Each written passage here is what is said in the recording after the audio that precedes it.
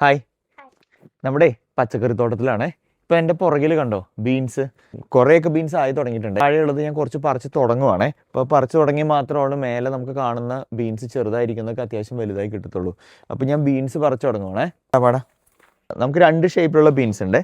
അത് ഫ്ലാറ്റ് ഷേപ്പിലുള്ള ബീൻസും അതുപോലെ തന്നെ റൗണ്ട് ബീൻസും ഉണ്ട്.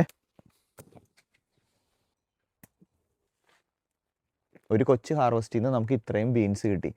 ഇനി കുറച്ചധികം ഉണ്ടാവുന്നുണ്ട്. നമുക്ക് 2-3 ദിവസം ഇടവിട്ടൊക്കെ പറിക്കാൻ കിട്ടുമെന്നാണ് ഞാൻ വിചാരിക്കുന്നത് കേട്ടോ. ഇതാണ് ഇവിടെ ഫസ്റ്റ് ഉണ്ടായ റണ്ണർ ബീൻസ്. അത്യാവശ്യം നല്ല മൂത്തിട്ടുണ്ട്. ഇത്രയും സൈസ് ആവാൻ നിൽക്കണ്ട കേട്ടോ റണ്ണർ ബീൻസ് നമ്മൾ പറിക്കാൻ. കുറച്ച് റണ്ണർ ബീൻസും കൂടെ പറിച്ചെടുത്തിട്ടുണ്ടേ. ഇനി നമുക്ക് മാരോ പറിക്കാം. മാരോ ഉണ്ടോ? നമ്മളിത് ഇത്രയും വലിപ്പമാവാൻ നിർത്താറില്ലേ. ഇതുണ്ടോ അടുത്ത മാരോ. ഇതുണ്ടോ, നമുക്ക് ഇന്നൊരു കുക്കുംബർ കിട്ടിയിട്ടുണ്ടേ. ഇനി അങ്ങോട്ടേ നമ്മുടെ വീട്ടാവശ്യത്തിനുള്ള പച്ചക്കറികൾ നമ്മുടെ ഗാർഡനിൽ നിന്ന് തന്നെ കിട്ടി തുടങ്ങിക്കൊണ്ടിരിക്കുകയാണ്.